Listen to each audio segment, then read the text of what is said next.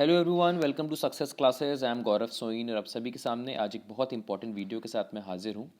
और ये important video मैं बना रहा हूँ अपने सब्सक्राइबर्स की डिमांड पे, बिकॉज बहुत से सब्सक्राइबर्स जो हैं वो अक्सर मुझसे ये चीज़ पूछ रहे हैं कि सर आपने जो है एक वीडियो बनाई थी इससे पहले कि जो आपका एकेडमिक परफॉर्मेंस इंडिकेटर होता है उसमें एकेडमिक पॉइंट्स के कितना वेटेज रहता है, एक स्टैंडर्ड आपने क्राइटेरिया बताया था।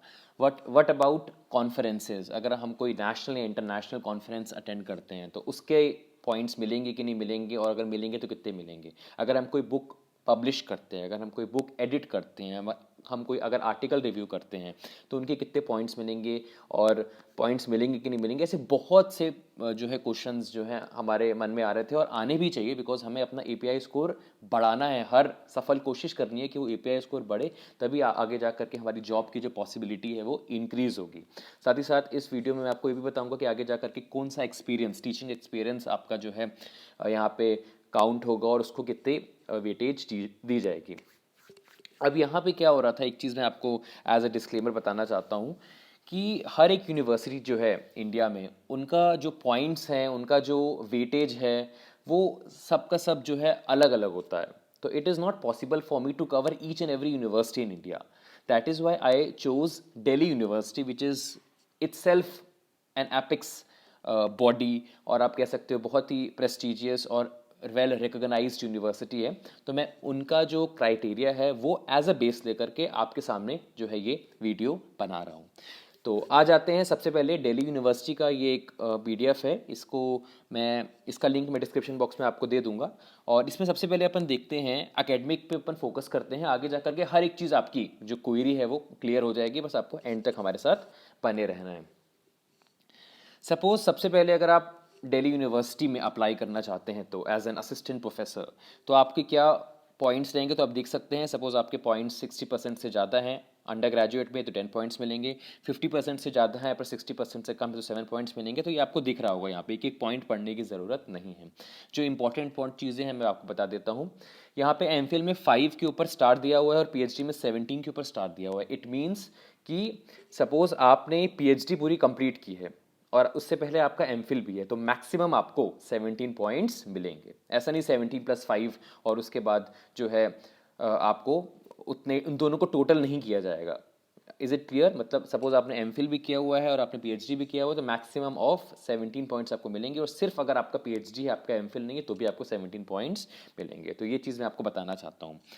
नेट कितने पॉइंट्स मिलेंगे अगर आप डीयू में अप्लाई कर रहे हो? 3 पॉइंट्स, नेट जेआरएफ के 5 पॉइंट्स। ठीक है, चलिए आ जाते हैं हम। अगर सपोज आप कोई ऐसे कॉलेज में अप्लाई कर रहे हो as an assistant professor which is affiliated by Delhi university, तो उनकी क्या प्रोसेस है। अंडर ग्रेजुएट में अगर आपकी 60% से ज़्यादा है तो आपको 12 मार्क्स मिलेंगे, 12 पॉइंट्स मिलेंगे। और सपोज अगर 50 से ज़्यादा है और 60% से कम है तो 9 पॉइंट्स मिलेंगे। ऐसी ऐसी चीज़ें आपको यहाँ पे दिख रही होंगी। ये जो स्टार आपको दिख रहा है एमफिल के सामने 10 स्टार और पीएचडी के सामने 17 स्टार, ये सेम है। मतलब अगर आपने एमफिल पीएचडी दोनों किया हुआ तो मैक्सिमम आपको 17 पॉइंट्स मिलेंगे, और सिर्फ पीएचडी है तो भी आपको 17 पॉइंट्स ही मिलेंगे।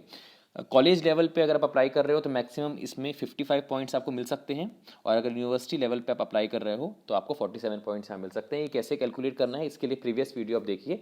जो इस वीडियो का ऑब्जेक्टिव है उसको मैं इस वीडियो के माध्यम से आपको समझाना चाहता हूँ। एक वीडियो का लिंक मैं आपको डिस्क्रिप्शन बॉक्स में दे देता हूँ रिगार्डिंग एकेडमिक परफॉर्मेंस इंडिकेटर को कैसे कैलकुलेट करते हैं, उसको भी आप देख लीजिएगा, तो उससे भी आपको क्लियर हो जाएगा।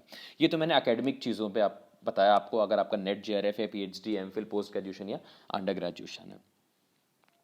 अब आ जाते हैं व्हाट अबाउट रिसर्च पब्लिकेशंस, और यहाँ पे मैं बात कर रहा हूँ रिसर्च पब्लिकेशंस में। अगर सपोज यूनिवर्सिटी की अगर मैं बात कर रहा हूँ तो यूनिवर्सिटी में आपको मैक्सिमम 33 पॉइंट्स मिलेंगे रिसर्च पब्लिकेशंस में, और कॉलेज लेवल पे 25 पॉइंट्स मिलेंगे। कितने कितने कहाँ कहाँ पॉइंट मिलेंगे ये सारी की सारी चीज़ें मैं आपको बताता हूँ। सपोज आपने रिसर्च पेपर या रिव्यू आर्टिकल या कॉन्फ्रेंस आपने अटेंड की है, या आपने रिसर्च पेपर पब्लिश किया है या रिव्यू आर्टिकल पब्लिश किया है, कहाँ पब्लिश किया है? Recognised and reputed refereed journal with ISBN and ISSN number. मतलब ऐसे ही नहीं, कहीं पे भी नहीं। अगर आपने रिसर्च पेपर पब्लिश किया है एक रिकॉग्नाइज्ड या रेप्यूटेड जर्नल में, या रिव्यू आर्टिकल आपने पब्लिश किया है कोई रिकॉग्नाइज्ड रिप्यूटेड जर्नल में जिनके पास ISBN और ISSN नंबर है, तो आपको कितने नंबर मिलेंगे? आपको मिलेंगे 5 पॉइंट्स पर पेपर अगर आप सिर्फ सोल ऑथर हो, और अगर को ऑथर हो, आपके साथ और भी बहुत सारे ऑथर्स हैं, तो आपको 3 पॉइंट्स पर पेपर एलोकेट कर दिए जाएंगे। Is it clear? Research paper, review article आपने जो है पब्लिश किया है कोई recognised and reputed refereed journal में, ठीक है। अब रिकॉग्नाइज्ड रिप्यूटेड मतलब आप कह सकते हो UGC केयर जो लिस्ट है उसके अंदर जो UGC अप्रूव जर्नल्स होती हैं, कुछ रिकॉग्नाइज्ड रिप्यूटेड जर्नल्स होती हैं, अगर वहाँ भी आप पब्लिश कर रहे हो तो भी आपको इतने इतने पॉइंट्स एलोकेट कर दिए जाएंगे। अब अगर सपोज हमने कोई कॉन्फ्रेंस अटेंड की है, उस केस में क्या होगा? Conference proceedings as full length paper, मतलब जनरली होता क्या है, मैंने भी एक इंटरनेशनल कॉन्फ्रेंस अटेंड की थी, उसमें क्या होता है कि आपको अपना रिसर्च पेपर प्रेजेंट करना पड़ता है in front of the experts, right. बहुत से लोग वहाँ पे रहते हैं जो आपका रिसर्च पेपर सुनते हैं, और फिर they use to have certain queries कि ऐसा क्यों किया, why you choose this research methodology और लिटरेचर रिव्यू, आपने कितने कितने ऐसे बहुत से क्वेश्चन जो है वो आपसे पूछ रहे होते हैं। अगर सपोज आपने फुल लेंथ पेपर अपना प्रेजेंट किया है उस कॉन्फ्रेंस में, तो आपको 2 पॉइंट मिलेंगे पर रिसर्च पेपर के, मतलब रिसर्च पेपर भी आपने बनाया है और वहां जाकर के उस कॉन्फ्रेंस में जाकर के आपने रिसर्च पेपर प्रेजेंट भी किया है, या रिव्यू आर्टिकल आपने प्रेजेंट भी किया है। Is it clear? और अगर सपोज आप आपके और बहुत सारे ऑथर्स मिल करके जो है उन्होंने कोई कॉन्फ्रेंस में अपना पेपर प्रेजेंट किया है, तो अब उनको 1 पॉइंट पर पेपर मिलेगा। Is it clear? I think conference का पार्ट आपको क्लियर हो गया होगा। कॉन्फ्रेंस में आप जा करके अपने रिसर्च पेपर, ऐसे नहीं हम लोग PPT प्रेजेंटेशन दिया करते थे अपने मास्टर्स लेवल पे, वैसे ही आपको पावर पॉइंट प्रेजेंटेशन आपको देना होता है, पूरा समझाना होता है आपका ओवरव्यू और आपकी क्या अप्रोच रही है while writing this research paper, वो सब आपको समझाना पड़ता है। और जो भी एक्सपर्ट्स बैठे रहते हैं आपके फील्ड के, वो जो है आपसे क्वेश्चन पूछते हैं, और फिर आपको सर्टिफिकेट वगैरह मिलता है एज ए प्रूफ कि आपने कॉन्फ्रेंस अटेंड की है, तो आपको इतने इतने पॉइंट्स मिल जाएंगे। सपोज आपने कोई बुक लिखी है ना, आप you have written a book as an author, तो उस केस में सब्जेक्ट बुक है, अगर आपकी कोई सब्जेक्ट की बुक लिख रहे हो, मैथमेटिक्स, इंग्लिश, कॉमर्स, मैनेजमेंट, उस केस में आपको एक चीज़ ध्यान देना है कि जो पब्लिशर्स हैं, इट शुड बी इंटरनेशनल या नेशनल लेवल पब्लिशर्स। ये आप कैसे पता चलेंगे इंटरनेशनल नेशनल लेवल पब्लिशर्स है? तो आप गूगल पे टाइप करो इंटरनेशनल पब्लिशर्स, ऐसा करके यहाँ लिख सकते हो नेशनल पब्लिशर्स इन इंडिया, ऐसा करके भी लिख सकते हो। कि मैंने सर्च किया तो 21 रिजल्ट्स आए थे कि कौन कौन से ऐसे पब्लिशर्स हैं जो नेशनल लेवल पब्लिशर्स कहलाते हैं, जो इंटरनेशनल लेवल पब्लिशर्स कहलाते हैं। ये कैसे पता चलेगा? ये पता चलेगा आपको with the help of Google. या फिर state and central government publications हो, जिनको स्टेट या सेंट्रल गवर्नमेंट पब्लिश करती है, जैसे कि हमारी बुक्स भी आती हैं जो कि स्टेट या सेंट्रल गवर्नमेंट पब्लिश करती है with ISBN and ISSN number. वो अगर कोई ऐसी बुक है, सब्जेक्ट की बुक आप लिख रहे हो जो कि आप कह सकते हो नेशनल लेवल पब्लिशर्स द्वारा पब्लिश की गई है, इंटरनेशनल लेवल पब्लिशर्स द्वारा पब्लिश की गई हैं, गवर्नमेंट द्वारा पब्लिश की गई हैं, तो उसके भी आपको वेटेज मिलेगा। कितना वेटेज मिलेगा? आपको मिलेंगे 8 पॉइंट्स पर बुक अगर आप सोल ऑथर हो। और अगर सपोज आप को ऑथर्स हैं, आपके साथ और भी बहुत सारे लोगों ने मिल करके, हम देखते हैं ना बहुत सारे ऑथर्स मिल करके बुक लिखते हैं कोई सब्जेक्ट की, तो उनको पर ऑथर 6 पॉइंट्स मिलेंगे पर बुक में, ठीक है। तो आई होप आपको ये क्लियर हो गया होगा बुक ऑथर्ड। अब आ जाते हैं हम बुक एडिटेड। सपोज आपने कोई बुक एडिट की है, बुक हम एडिट भी करते हैं कई बार, हम कुछ न्यू चीज़ें उसमें ऐड करते हैं, कोई न्यू कंटेंट अपन उसमें ऐड करते हैं, ठीक है। आप एडिट करते हैं उस बुक को, कई बार क्या होता है कुछ कुछ मिस्टेक्स नज़र आ जाती हैं, या हम कुछ जो हमारे पास एग्जिस्टिंग चैप्टर्स हैं उनमें ही कुछ हम एडिटिंग करते हैं, राइट। कुछ हम इंक्रीज कर रहे हैं उसकी लेंथ, या कुछ नए टॉपिक्स उसमें ऐड कर रहे हैं, ठीक है, उस पर्टिकुलर चैप्टर के अंदर। तो अगर आप एडिट कर रहे हो अपनी बुक, और उस बुक को, उस एडिटेड बुक को किसी इंटरनेशनल नेशनल लेवल पब्लिशर्स ने पब्लिश किया है, या गवर्नमेंट ने पब्लिश किया है with valid ISBN ISSN number, तो उनको भी पॉइंट्स मिलेंगे। कितने? 6 पॉइंट्स पर बुक अगर आप सोल ऑथर हो, 4 पॉइंट्स पर बुक अगर आप को ऑथर्स हो, आपके साथ और ऑथर्स हैं तो, है ना। आई होप आपको समझ में आ गया होगा। कोई चैप्टर को एक्सटेंड किया है, एक्सटेंशन किया है, कुछ एडिट किया है आपने, ठीक है, तो आपको इतने इतने पॉइंट्स मिलेंगे। अब आपने कोई चैप्टर ऐड किया है, वहाँ ऊपर तो क्या कर रहे थे आप? एडिट कर रहे थे, एक्सटेंड कर रहे थे अपन, यहाँ पे आपने चैप्टर को ऐड किया है, उस केस में क्या होगा? उस केस में भी आपको पॉइंट्स मिलेंगे। Chapters in book published by, और जो आप चैप्टर्स ऐड कर रहे हो उसकी जो बुक बनी है उसको किसने पब्लिश करना है? International and national level publishers with ISBN या ISSN number. Chapters in self edited book should not be considered. जिसको आप एडिट कर रहे हो, जैसे कि ऊपर आपने क्या किया है, आपने एक तरीके से आप एडिट करवाते हो कई बार किसी से, तो अगर आप खुद एडिट कर रहे हो उस चैप्टर्स को, है ना, तो उन चैप्टर्स को वेटेज नहीं दिया जाएगा, है ना। कोई और चैप्टर्स जो है कोई और एडिट कर रहा है उस बुक को और फिर वो चैप्टर्स ऐड कर रहा है, तो वो कंसीडर किए जाएंगे API स्कोर में। पर सेल्फ एडिटेड बुक्स हैं, आप खुद एडिट कर रहे हो उन बुक्स में, तो उस जो आपने चैप्टर्स इंक्लूड किए हैं अपने सेल्फ एडिटेड बुक में, उनको आप जो है कंसीडर नहीं कर सकते। तो अगर सपोज आपने सेल्फ एडिट नहीं किया है तो उस केस में आपको कितने पॉइंट्स मिलेंगे? अगर आपने जो है as a single author book publish कर रहे हो तो 4 पॉइंट्स पर चैप्टर, राइट। और अगर आपके को ऑथर्स हैं तो 2 पॉइंट्स पर चैप्टर, जितने भी आपने चैप्टर जो है ऐड किए हैं। तो अब आ जाते हैं हम आगे इसमें। चैप्टर्स हो गए, चैप्टर्स ऐड हो गए। चैप्टर्स में हमने एक चीज़ फोकस की, it should not be self edited, right. Self edited book वो नहीं होनी चाहिए जिसमें आपने खुद जो है चैप्टर्स आप ऐड कर रहे हो। अब आगे आगे आ जाते हैं बुक या articles translated and published, right. आपने कोई बुक्स या आर्टिकल्स हैं आपने ट्रांसलेट किया है ना, कोई दूसरी लैंग्वेज में, या आपने उनको पब्लिश किया है, और उनको पब्लिश किसने किया है? उनको पब्लिश किया है इंटरनेशनल या नेशनल लेवल पब्लिशर्स ने या गवर्नमेंट ने, तो उसमें भी आपको पॉइंट्स मिलेंगे। उसमें मिलेंगे अगर सपोज कोई आपने बुक ट्रांसलेट की है और फिर पब्लिश की है ना। कई बार हम इंग्लिश की लैंग्वेज की बुक है उसको हिंदी में ट्रांसलेट करते हैं, तो आपको 4 पॉइंट्स पर बुक मिलेंगे अगर आप सोल ऑथर हैं, और 2 पॉइंट्स पर बुक मिलेंगे अगर आपके साथ को ऑथर्स हैं, तो सबको 2-2 पॉइंट मिल जाएंगे।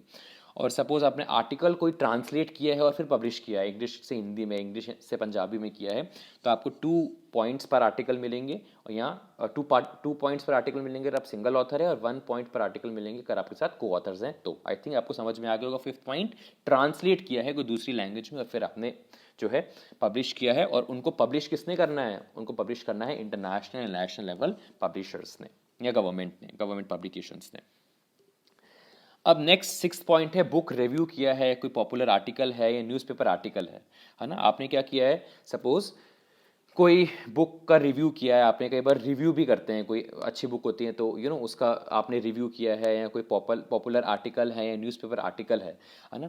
तो उसमें क्या लिखा हुआ है? Book review popular article in newsletter of learned bodies societies newspaper article. तो उसके भी आपको एक तरीके से पॉइंट्स मिलेंगे। कितने पॉइंट्स मिलेंगे? 2 पॉइंट्स मिलेंगे पर आर्टिकल अगर आप सिंगल ऑथर हैं, और अगर आप सपोज को ऑथर्स हैं तो 1 पॉइंट पर आर्टिकल आपको मिलेगा। Is it clear? मतलब यहाँ पे आपने कोई बुक को रिव्यू किया है, या कोई न्यूज़ लेटर या कोई पॉपुलर आर्टिकल है, उसको किसी लर्न बॉडी ने जो है पब्लिश किया है, उसको आपने जो है रिव्यू किया है, कोई न्यूज़पेपर आर्टिकल को आपने रिव्यू वगैरह किया है, तो उस केस में भी आपको पॉइंट्स मिलेंगे। और कितने पॉइंट्स मिलेंगे ये मैं आपको बता चुका हूँ। सो आई होप आपको ये वाले पॉइंट्स क्लियर हैं। अब आगे आते हैं, अब चलते हैं एक्सपीरियंस की तरफ। एक्सपीरियंस मतलब सपोज आपकी अब PhD हो चुकी है। PhD करने के बाद अब आपने कहीं पे वर्क किया है। किस तरह का वर्क किया आपने ये मैं बता देता हूँ। सपोज अब फर्स्ट पॉइंट पे आते हैं। फर्स्ट पॉइंट में post PhD research experience as post doctoral fellow, है ना। PhD के बाद आपके पास एक्सपीरियंस है as a post doctoral fellow, research associate, research scientist, है ना, in the recognised university institution, India में या अब्रॉड में, तो उसके भी आपको पॉइंट्स मिलेंगे। यहाँ पे मैक्सिमम कॉलेजेस को 20 पॉइंट्स दिए गए हैं, और यूनिवर्सिटीज़ को भी 20 पॉइंट्स दिए गए हैं एक्सपीरियंस में। रिसर्च एक्सपीरियंस अगर आपके पास, सपोज आप कहीं पे पोस्ट डॉक्टरल फेलो या रिसर्च एसोसिएट्स या रिसर्च साइंटिस्ट आप काम करते थे किसी recognised university institution in India में, तो उसमें जो है आपको एक तरीके से पॉइंट्स मिलेंगे। कितने पॉइंट्स मिलेंगे? 1 point for every 4 month. Suppose आपने 4 महीने काम किया है तो 1 पॉइंट मिलेगा, और 4 पॉइंट्स फॉर एवरी 1 ईयर, और अगर आपने 1 साल पूरा काम किया तो आपको 4 पॉइंट्स मिल जाएंगे। वही अगर आपके पास टीचिंग एक्सपीरियंस है, मेरे पास रिसर्च एक्सपीरियंस ही नहीं है, मेरे पास टीचिंग एक्सपीरियंस, हमने कहीं पढ़ाया है जा करके, तो एज अ फुल टाइम, चाहे फुल टाइम हो, एड हॉक हो, टेम्परेरी और परमानेंट हो, इन रिकॉग्नाइज्ड यूनिवर्सिटी या कॉलेज, जो रिकॉग्नाइज्ड यूनिवर्सिटी है, जो गवर्नमेंट यूनिवर्सिटी है, गवर्नमेंट कॉलेज है, तो उसमें भी आपको सेम पॉइंट्स मिलेंगे, विच मीन्स 4 मंथ्स के 1 पॉइंट एंड 1 ईयर के 4 पॉइंट्स। मैक्सिमम कितने हैं यहाँ पे? मैक्सिमम आपको मिल जाएंगे यहाँ पे 20 पॉइंट्स। इन सब को अगर आप टोटल करते हो तो आपके 100 पॉइंट्स बन जाते हैं। और 100 पॉइंट्स में क्या क्या है? 100 पॉइंट्स में आपके एकेडमिक क्वालिफिकेशन आ जाएगा, प्लस पब्लिकेशन आ जाएगा, प्लस टीचिंग या पोस्ट पीएचडी रिसर्च एक्सपीरियंस आ जाएगा, तो टोटल को मिला करके 100 आ जाएंगे इसमें, ठीक है। तो ये तो हमने आपको एक तरीके से आपको ओवरव्यू बता दिया। इसमें क्या क्या मैंने आप कवर किया है, एकेडमिक कवर करने के बाद हमने कवर किया यहाँ पे research paper, review article, conference proceedings. मैं एक बार रिकैप दे रहा हूँ जिससे आपके मन में जो डाउट्स हैं वो क्लियर हो जाएं। बुक ऑथर के भी पॉइंट्स मिलते हैं, बुक एडिटेड के भी पॉइंट्स मिलते हैं, चैप्टर्स आपने ऐड किए हैं उसके पॉइंट्स मिल रहे हैं, कोई बुक आर्टिकल आपने ट्रांसलेट किया पब्लिश किया उसके भी आपको पॉइंट्स मिल रहे हैं। और अगर सपोज आपने किसी बुक को रिव्यू किया है, सेल्फ रिव्यू नहीं किया, मैंने आपको बताया ना, आप एक चीज़ मैं आपको कनेक्ट करना चाहता हूँ, सेल्फ आपने एडिटेड जो है नहीं की है, चैप्टर्स को सेल्फ एडिटेड नहीं किया है और आपने फिर आप जो है चैप्टर्स ऐड करा रहे हो, तो उस के जो है आपको पॉइंट्स मिलेंगे। और 6 में मैंने आपको बताया कि बुक आपने रिव्यू किया है तो भी उसको कंसीडर किया जाएगा, या कोई पॉपुलर जो है आर्टिकल न्यूज़लेटर का, कोई लर्न बॉडी का अगर आपने रिव्यू किया है तो भी उसके पॉइंट्स आपको मिलेंगे। अब आगे आ जाते हैं, कुछ इंपॉर्टेंट पॉइंट्स मैं आपको बता देता हूँ। यहाँ पे किस तरीके से स्क्रीनिंग होगी, हाईएस्ट से जो है पॉइंट्स, हाईएस्ट जिनके पॉइंट्स आए होंगे उससे जो है वहाँ पे एक लिस्ट बनाई जाएगी। उसके बाद सपोज किसी दो लोगों के सेम पॉइंट्स बन रहे हैं तो उनके मास्टर्स लेवल को देखा जाएगा, मतलब मास्टर्स में जिसके मार्क्स होंगे ज़्यादा उसको पहले प्रायोरिटी दी जाएगी। मैं आपको सब कुछ एक तरीके से बता रहा हूँ कि किस तरीके से दिल्ली यूनिवर्सिटी में होता है। इसके बाद 75 पॉइंट्स, है ना, क्योंकि एक स्टैंडर्ड यूनिवर्सिटी है ये, 75 पॉइंट्स जो है यूनिवर्सिटी में अगर आप अप्लाई कर रहे हो तो 75 पॉइंट्स से आप 75 पॉइंट्स आपके पास मिनिमम होने ही चाहिए। 75 पॉइंट्स से ऊपर ही आपको जो है इंटरव्यू में अलाउ किया जाएगा बैठने को। और एक वैकेंसी में 30 कैंडिडेट्स को बुलाया जाएगा और एडिशनल वैकेंसी में 10 कैंडिडेट्स को और बुलाया जाएगा। सपोज एक वैकेंसी है तो मिनिमम 30 कैंडिडेट्स, कम से कम 3 कैंडिडेट्स को बुलाया जाएगा फॉर इंटरव्यू। और एडिशनल कोई वैकेंसी होगी, मतलब जैसे कि 4 वैकेंसीज होती हैं, तो एडिशनल जो वैकेंसी है उसके लिए 10 कैंडिडेट्स को बुलाया जाएगा फॉर इंटरव्यू। और अगर सपोज 75 पॉइंट्स किसी के नहीं हो पाते कवर, तो इस जो बेंचमार्क को कम भी किया जा सकता है। आगे आ जाते हैं, कॉलेज लेवल पे 60 मार्क्स चाहिए आपको, 60 मार्क्स से ज़्यादा वाले लोगों को इंटरव्यू में बैठने को बोला जाएगा। और यहाँ पे 50 कैंडिडेट्स फॉर अ वैकेंसी बुलाया जाएगा इंटरव्यू के लिए, और एडिशनल वैकेंसी के लिए 20 कैंडिडेट्स को बुलाया जाएगा। 60 पॉइंट्स अगर नहीं हो पा रहे हैं पूरे तो लोअर भी किया जा सकता है इसको, एज पर द सिचुएशन। अब इसके बाद क्या है कि यहाँ पे जो पॉइंट्स हैं उसके बेसिस पे जो मेरिट बनेगी और जो है आगे जा करके इंटरव्यू में आपको बुलाया जाएगा।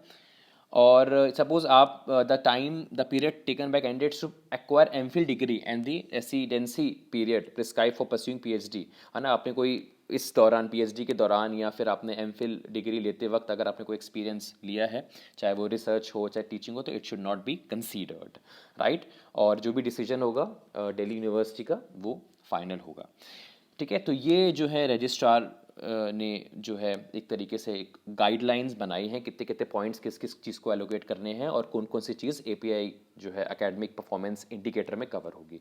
तो एक स्टैंडर्ड यूनिवर्सिटी में आपके सामने लेके आया हूँ। आई होप आपके अंदर जो ये प्रश्न थे और बुक पब्लिश करने के और conference and research papers and review and all other things ये क्लियर हो गए होंगे। और ये जो एक चीज़ बता दूँ, ये हर एक यूनिवर्सिटी के अलग अलग पॉइंट्स हो सकते हैं, क्योंकि मुझे एक एग्जाम्पल दे करके आपको स्टैंडर्ड समझाना था। That is why I took the example of Delhi university which is apex from all, ठीक है। So this was the complete video. अगर आप हमारे चैनल पर नए हैं तो सब्सक्राइब कर लीजिए, बिकॉज ऐसे ही इंपॉर्टेंट वीडियोस मैं आप लोग के लिए लाता रहूँगा। साथ ही साथ आप हमारी वेबसाइट researchphd.in पे भी जा सकते हैं for daily quizzes and updates regarding PhD admission notification and assistant professor vacancies. And you can also follow us on Facebook and on Telegram. The link is given in the description box. And thank you so much for your valuable likes and comments. मिलते हैं next video में. Have a very nice day ahead.